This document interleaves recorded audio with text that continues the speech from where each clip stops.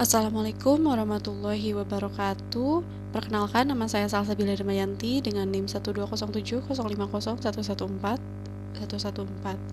Di sini saya akan sedikit menjelaskan mengenai apa itu web browser.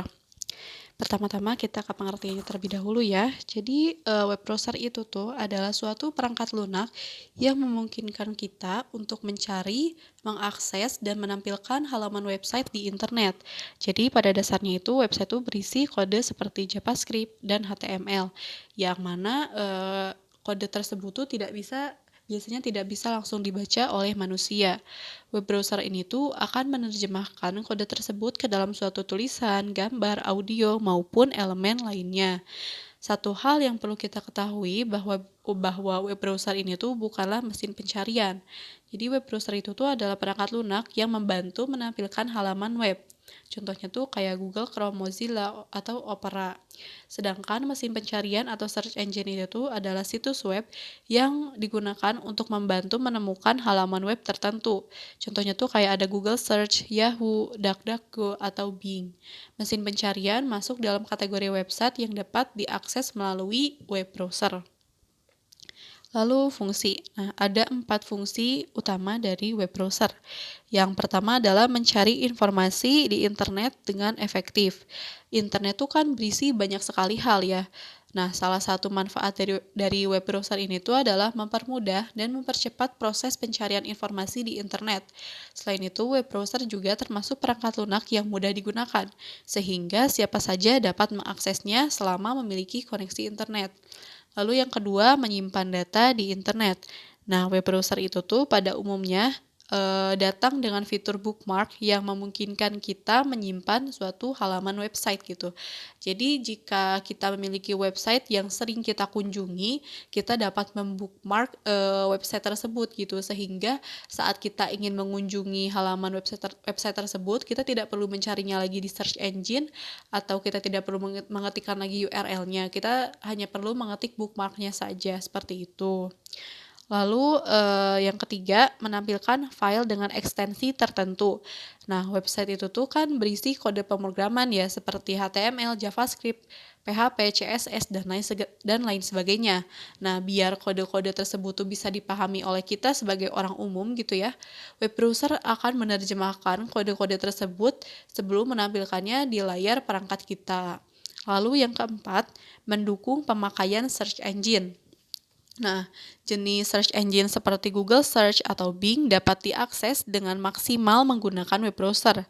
Dengan menggunakan search engine, kita bisa mencari informasi hanya dengan mengetikkan kata kuncinya saja tanpa perlu kita menghafal URL dari website tersebut gitu. Nah, kita lanjut ke cara kerja dari web browser.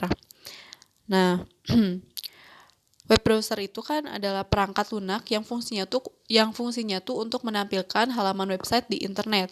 Agar kita dapat melakukan hal tersebut, web browser akan mencari dan mengambil informasi suatu website dari server.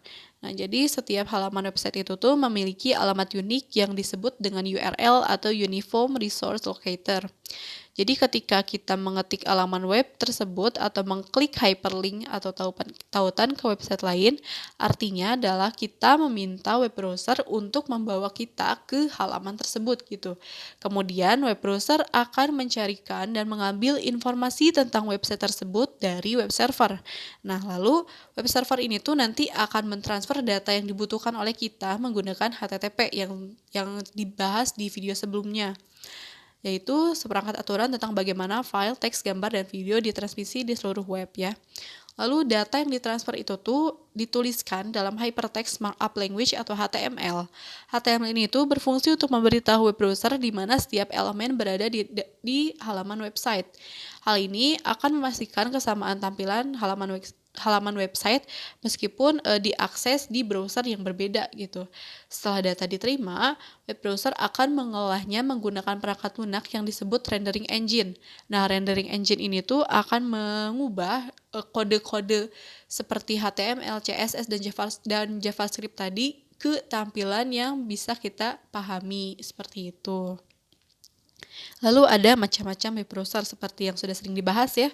Ada Google Chrome, Safari, lalu Mozilla Firefox, Microsoft Edge, dan Opera Mini gitu. Dan mungkin ada lain-lainnya lagi, lebih banyak bisa dicari ya. Lalu ada browser API.